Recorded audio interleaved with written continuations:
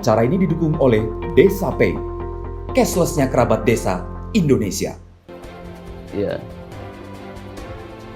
Ya, jadi ini juga sejalan dengan apa yang disampaikan oleh Gus Menteri ya, Gus Menteri Desa dalam beberapa kesempatan. Ya, kalau dalam contoh ini pada kesempatan 16 Februari yang dimuat di Antara News menyampaikan bahwa peningkatan kapasitas tokoh desa ini bisa untuk mempercepat pembangunan yang berbasis SDGs. Nah, itu. Kemudian tokoh desa yang dimaksud adalah di slide berikutnya dijelaskan, di sana ada kepala desa, perangkat desa, pendamping desa, dan pengurus BUMDes. Ini yang dimaksud tokoh desa. Jadi Gus Menteri Halim menekankan soal peningkatan kapasitas. Jadi kepala desa, perangkat desa, pendamping desa, pengurus BUMDes, dan juga masyarakat umum. Ini juga menjadi latar belakang kenapa kami mencoba untuk memberikan penguatan-penguatan kepada kepala desa maupun perangkat desa maupun yang lainnya. Nah, ini berikutnya. Ya, jadi mulai dari hal yang umum saya ingin sampaikan, saya kira semuanya sudah tahu ya teman-teman. Ini ada beberapa jenis-jenis peningkatan kapasitas ya yang bisa kita lakukan, bisa pola diskusi dua arah ya. Kemudian juga bisa fokus group discussion atau FGD. Kemudian bisa pola pelatihan-pelatihan ya. Dan kemudian ini yang terakhir yang kami coba terapkan adalah pola kursus. Jadi pelatihan kami bedakan dengan kursus. Kalau pelatihan sehari 2 hari atau mungkin seminggu, tapi kalau kursus dia continue. Nah, dalam hal ini yang sudah diterapkan untuk yang kursus teknik sipil ini selama 3 bulan ya, sekitar 3 bulan atau 11 kali pertemuan. Nah, pertemuannya itu seminggu sekali atau sepekan sekali di hari Sabtu dari pagi jam 8.30 sampai jam 15.30 ya, jadi sampai setengah 4 sampai sore pertemuannya. Nah, itu diantara jenis-jenis. Kemudian yang kami lakukan di slide berikutnya, ya, jadi yang kami lakukan terkait dengan peningkatan kapasitas berupa kursus, ada yang kursus bersifat offline atau luar jaringan atau luring. Nah, ini berarti harus berinteraksi langsung. Ya, ini memang ada plus minusnya ya, ada kelebihan dan kekurangannya. Kalau kursus offline, ya kelebihannya bisa berinteraksi langsung antara peserta dan narasumber, bisa diskusi karena hadir. Tapi kelemahannya dia harus disepakati bersama waktunya, tempatnya, dan bisa memakan biaya ya kalau memang tidak ada dukungan yang lainnya.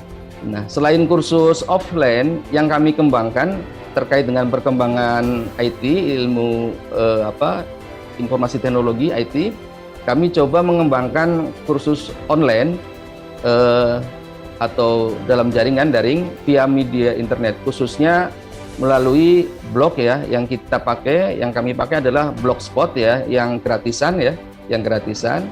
Kemudian media lain yang coba kami kembangkan karena untuk yang Blogspot ini juga ada keterbatasan ya untuk menjelaskan ya, karena dia berupa tulisan-tulisan, dan mungkin kalau yang tidak biasa atau tidak suka membaca ini juga menjadi kendala juga.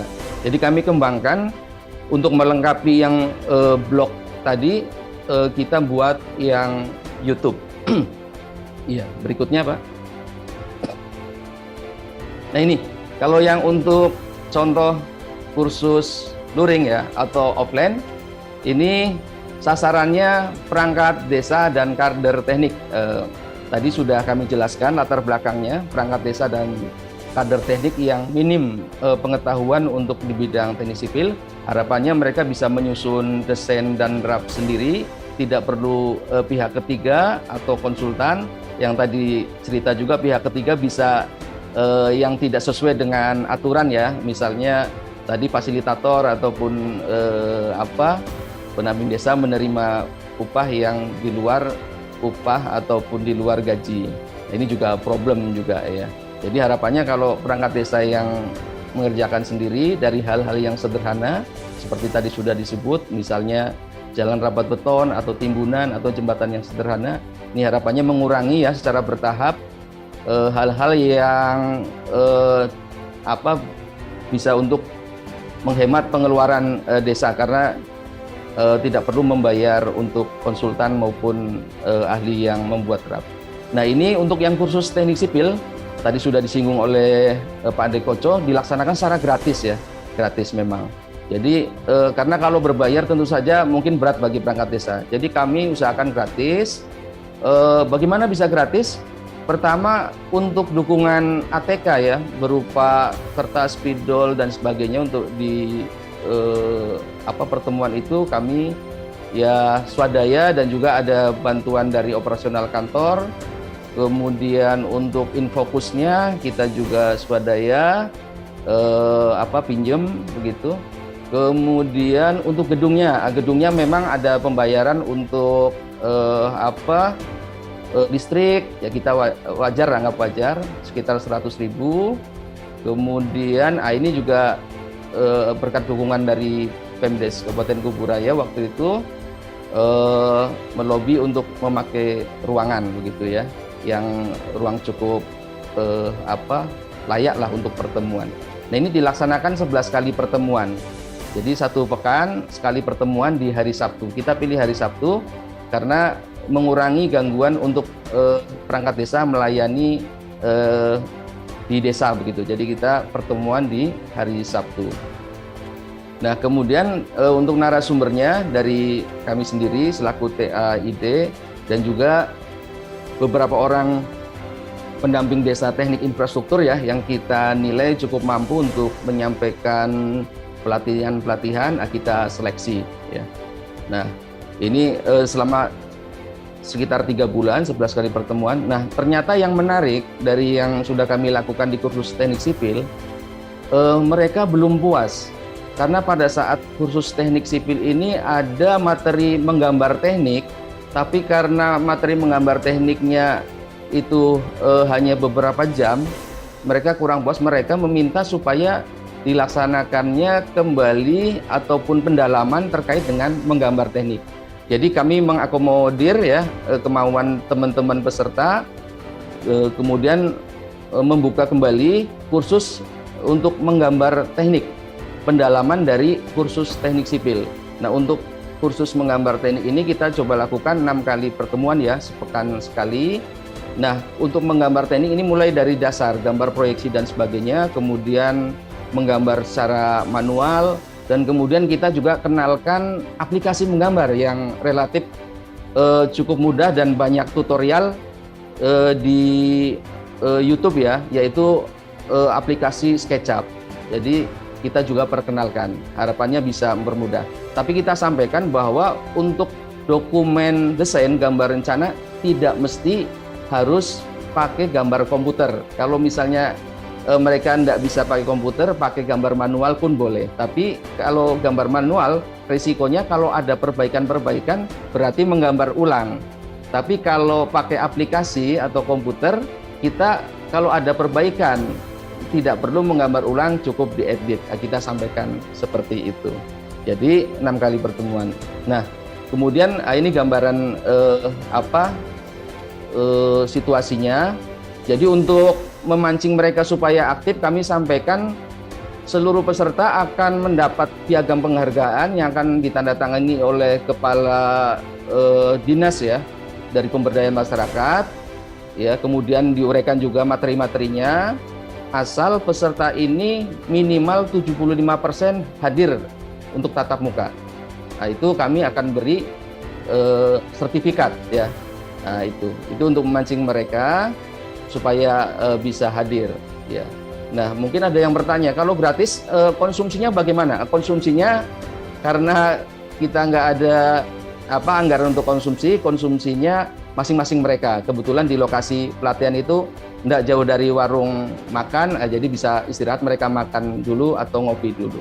Nah ini yang kedua, ini gambaran yang kelanjutannya ya, itu menggambar teknik ya. Ini pendalaman konsep-konsep filosofinya, bagaimana menggambar teknik. Nah, ini kita uraikan ya, mulai dari proyeksi supaya mereka paham bahwa di gambar teknik itu ada kaidah-kaidahnya. Pertama, perspektifnya bagaimana, kemudian potongan melintang, potongan memanjang, tampak depan, tampak belakang, tampak samping kanan kiri. Nah, kita uraikan dari konsep proyeksinya itu. Itu Pak. Kemudian setelah kursus offline ini berupa pertemuan langsung, kita kembangkan juga yang online ya, yaitu pertama kita coba membuat blog, memang dilatar belakangi dari kesulitan teman-teman di desa dan juga termasuk pendamping desa dan pendamping lokal desa yang tidak berlatar belakang teknis. Itu kita juga coba dorong untuk mengikuti kursus online ini ya, karena bagaimanapun PLD salah satu tugasnya itu juga mendampingi yang bidang infrastruktur, sementara PLD tidak ada PLD teknik ya. Dan juga yang lainnya, kalau di Kalbar ini untuk pendamping desa yang teknik infrastruktur PDTI itu minim Pak.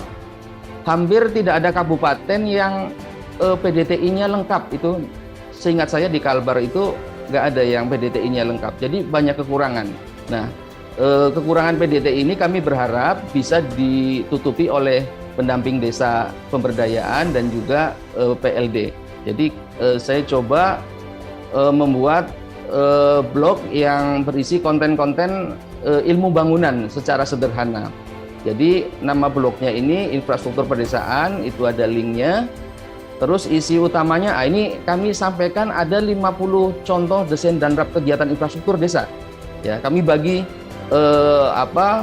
berbagi desain dan contoh RAP kepada reviewer ya yang mengunjungi blog kami.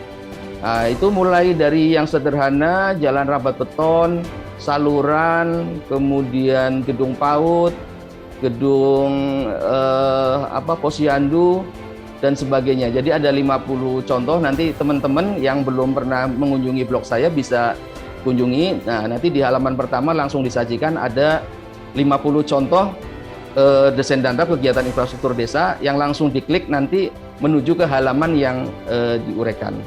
Jadi itu selain ada 50 contoh desain dan rap, kita juga menyampaikan kegiatan-kegiatan pendampingan semacam news ya, semacam news ataupun diskusi-diskusi. Hasil diskusi-diskusi kita sampaikan di blog ini. Kemudian juga kita di blog ini menyampaikan best practice ya, best practice di lapangan. Harapannya bisa menjadi contoh lah teman-teman yang mengunjungi blog kami. Ini blog. Kemudian alternatif lain ya untuk mengurangi sebelum yang YouTube, ini contoh blognya ya, infrastruktur pedesaan. Ya lumayan juga lah tayangannya ya, sudah 231.000 lebih. Lumayan banyak yang mengunjungi, alhamdulillah. Nah, ini contohnya. Jadi nanti ada 50 contoh desain. Ini contohnya gedung PAUD ya, yang konstruksi beton. Nanti ada gedung PAUD yang konstruksi kayu dan sebagainya. Nah, kemudian selain blogspot, untuk mengurangi kelemahan-kelemahan di blog, kita coba media sosial lain yaitu YouTube ya. Di slide berikutnya kita lihat, ini YouTube link channel saya ya. Jadi nama channelnya Wirjo Caram. Kemudian isi utamanya ini karena memang untuk membimbing teman-teman di desa maupun pendamping lokal desa untuk memahami desain dan rap. Lebih utama saya menyoroti soal tutorial cara penyusunan desain dan rap ya. Ini berbagai jenis kegiatan juga infrastruktur yang sebagian sudah dijelaskan dalam blog ya. Ini kita coba jelaskan ulang dengan audio visual terkait infrastruktur sederhana, jalan ya, mulai dari jalan tanah, jalan beton, jalan aspal itu ada kami uraikan. Kemudian jembatan juga ini kami sampaikan mulai dari jembatan kayu, bahkan jembatan beton ada juga kami uraikan di dalam YouTube ini. Selain jembatan ada gorong-gorong juga ya, gorong-gorong, box culvert, saluran, ada juga bangunan-bangunan. Bangunan sederhana seperti misalnya pos kamling, ada kami sampaikan gambarnya, desainnya dalam 3 dimensi, ya, sehingga harapannya dengan gambar-gambar 3 dimensi ini teman-teman pendamping maupun pegiat desa yang lain bisa lebih memahami.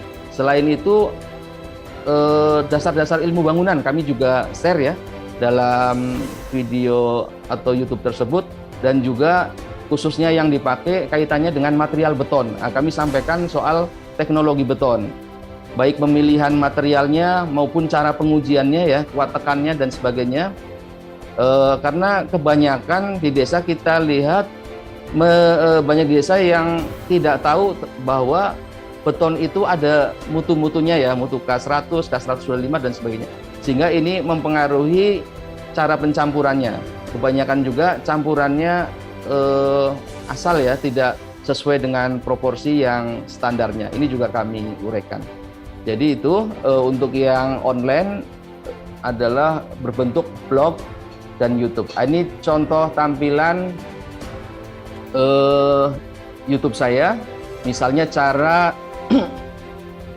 membuat ya jalan rapat beton. Nah, ini viewernya udah lumayan juga sampai 15.000. Kemudian menghitung komposisi campuran beton, viewernya 6,8. Kemudian yang banyak peminat ini juga cara membuat rap saluran beton bertulang, ini sampai 20.000 viewer ya. Ya ini kita share. Nah biasanya di kolom komentar banyak yang minta file ya, file berupa Excel. Nah kalau ada permintaan-permintaan itu, insya Allah kami coba penuhi ya. Setelah mencantumkan emailnya kami sampaikan begitu. Itu gambaran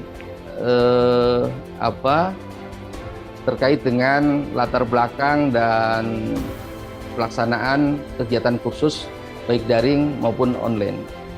Nah kalau memang berkenan, ada satu contoh cara penyusunan rap yang mudah ya, yang ada dalam slide berikutnya ya, ada dalam file slide berikutnya. Kalau memang masih ada waktu, boleh berkenan ditayangkan contoh ya, cara mudah membuat rap ya, terutama rap yang sederhana berupa rap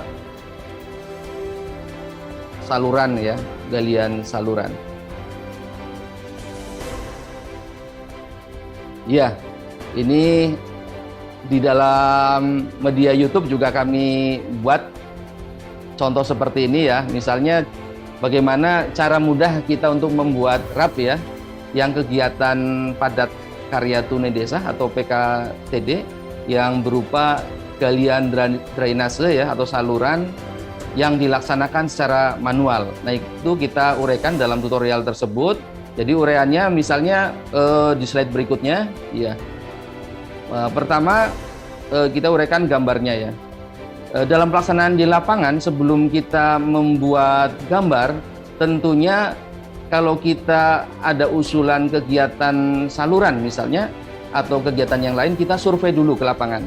Jadi survei dulu, kasih kesejahteraannya maupun timnya ya sebagai PKA, survei dulu ke lapangan ya.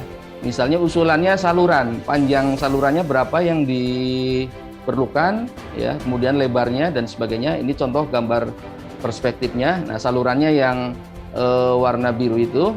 Nah ini potongan melintangnya ya, potongan melintang saluran. Ini kalau teman-teman yang buka Zoom dalam laptop cukup jelas. Di sini misalnya kita ambil contoh saluran galian manual, lebar atasnya itu 1,5 meter, lebar bawahnya 1,2 meter dan kedalamannya 1 meter ya. Jadi berupa trapesium. Nah, dari gambar ini berdasarkan hasil survei kita akan menghitung dulu volume dari galiannya ya. Ya, yang tadi panjangnya 1000 meter.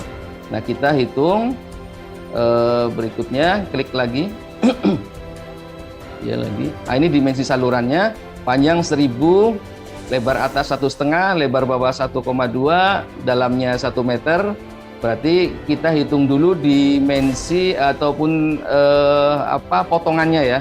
Kita hitung dulu potongannya, lanjut potongan melintang saluran. Jadi ini luas penampang salurannya dulu, lebar atas 1,5 ditambah lebar bawah 1,2 dibagi 2 dikalikan kedalamannya 1 meter. Ini untuk menghitung luas penampang salurannya ya. Jadi setelah penjumlahan, pembagian dan perkalian dari luas penampang tersebut atau dari dimensi tadi, kita dapat luas penampang 1,35 meter persegi luas penampangnya.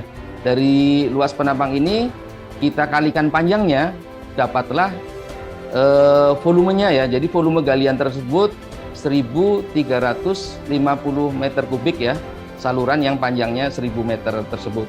Nah, dari volume ini kita akan menganalisis lebih lanjut lagi ya di slide berikutnya.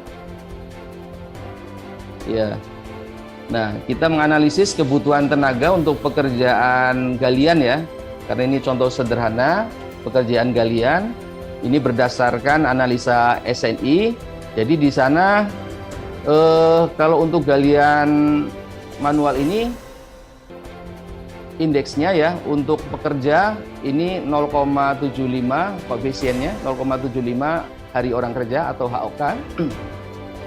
Kemudian tinggal dikalikan saja dengan volume yang tadi sudah kita hitung, yaitu 1.350. Jadi koefisien yang 0,75 HOK untuk pekerja ini itu sudah standar SNI. Jadi untuk galian dengan kedalaman di bawah 2 meter, untuk 1 meter kubiknya perlu 0,75 HOK. Sehingga kalau panjang saluran tadi 1.000 meter ya, kemudian sudah dihitung volumenya tadi 1.350 meter kubik, maka tinggal dikalikan 0,75 kali 1.350 meter kubik, sehingga perlu HOK untuk pekerja 1.013 HOK. Kemudian untuk mandornya, ini indeksnya standarnya 0,025 per meter kubik dikalikan kali volumenya 1.350 meter kubik, sehingga perlu mandor 34 HOK hari orang kerja. Nah, barulah kita hitung nilai rupiahnya ya. Ini berdasarkan analisa SNI, ada sebutkan referensinya. Nah, baru kita hitung nilai rupiahnya berupa rencana anggaran biaya. Jadi yang pekerja tadi 1.013 HOK dikalikan harga satuan pekerja. Misalnya ya, misal harga satuan pekerja ini per HOK 100.000, sehingga jumlah rupiahnya untuk pekerja ini 101.300.000 rupiah. Kemudian untuk mandor perlu 34 HOK ya dari hitungan tadi. Kemudian misalnya harga satuan mandor 120.000, tinggal dikalikan 34 HOK kali 120.000 sama dengan 4.080.000. Kemudian ditotalkan harga yang pekerja tadi ya, jumlahnya 101.300 tambah 4.080.000, totalnya 105.380.000. Dengan demikian, rencana anggaran biaya untuk pekerjaan saluran galian manual dengan metode PKTD itu sudah kita dapatkan nilai rupiahnya 105.380.000. Nah, tinggal kita nyari untuk honor TPK-nya. Nah, biasanya honor TPK ini dia tiap kabupaten ada kebijakan sendiri yang ditetapkan melalui peraturan bupati di daerahnya masing-masing. Sehingga dari contoh ini kita bisa melihat cukup sederhana ya, cukup sederhana cara menghitung RAP ya untuk yang kegiatan sederhana tentunya. Kalau untuk kegiatan-kegiatan yang berisiko tinggi seperti jembatan gantung atau gedung bertingkat, ini yang saya kira perlu tenaga expert ya, tenaga ahli di bidangnya, karena menyangkut keamanan nyawa manusia. Karena ada beberapa kasus juga di Kalbar, jembatan gantung angkernya putus sehingga memakan korban ya. Kemudian ada juga bangunan yang runtuh, bangunan beton ya, kantor desa, salah satu desa di Kalbar ada kasus runtuh hampir rata dengan tanah, Pak. Ya, itu gedung bertingkat. Jadi kalau konstruksi-konstruksi yang berisiko tinggi terhadap kemungkinan kegagalan konstruksi, saya sarankan harus berkonsultasi kepada ahlinya ya, kepada ahlinya. Tapi untuk konstruksi-konstruksi yang sederhana kayak jalan rapat beton, saluran, baik saluran galian maupun pasangan batu atau beton, itu bisa dilaksanakan sendiri. Jadi intinya metode penyusunan RAP ini terutama bagi teman-teman yang di luar teknik, ingin kami sampaikan metodenya intinya adalah ketika ada usulan kegiatan infrastruktur, misal jalan, pertama adalah kita melakukan survei teknis di lapangan, ya. Panjang jalannya berapa, kemudian lebarnya, kemudian kira-kira ada penebangan pohon tidak dan sebagainya, itu disurvei. Kemudian dari survei itulah kita bisa tuangkan ke dalam gambar teknis. Ya, gambar teknis paling tidak mencakup perspektifnya sama potongannya ya, sama potongan, kemudian penampang memanjang, penampang melintang. Kalau bangunan lebih detail lagi, misalnya kalau bangunan harus perlu disampaikan juga bagaimana kapspannya ya, atau kuda-kudanya mau seperti apa gitu ya. Kalau beton bertulang berarti tulangannya seperti apa, itu harus detail. Tapi kalau yang sederhana, jalan beton, timbunan, intinya survei, kemudian digambar sesuai dengan kaidah teknis. Jangan lupa gambarnya perlu ada stuk list di samping kanan atau bawah atau di tempat yang lain sesuai standarnya yang menguraikan kegiatannya apa ya. Kemudian ada validasinya bahwa gambar itu memang gambar resmi karena akan menjadi dokumen resmi RKPDes dan APBDes, sehingga suatu saat kegiatan infrastruktur itu diperiksa ya baik oleh inspektorat atau yang lainnya, ada validasinya bahwa itu gambar yang memang benar-benar bagian yang tidak terpisahkan dari rencana kegiatan infrastruktur tersebut. Ya, ada validasinya. Ini yang sering lupa ya. Jadi gambarnya polos saja, nggak ada yang tanda tangan, sehingga ini kalau ada apa-apa sulit untuk dipertanggungjawabkan. Jadi setelah gambar, barulah menghitung volume. Seperti tadi ya saluran ya, sudah ada gambar, dimensinya berapa, kemudian kita dapatkan volumenya. Dari volume kita analisis. Nah ini yang biasanya di lapangan, mohon maaf, banyak desa-desa karena kemampuan untuk membuat RAP ini minim, jadi modelnya cuma nanya tukang, Pak. Misalnya kayak jalan rapat beton, ya, panjang sekian, lebar sekian, dia nanya tukang, kira-kira semennya berapa? Kira-kira pasirnya berapa?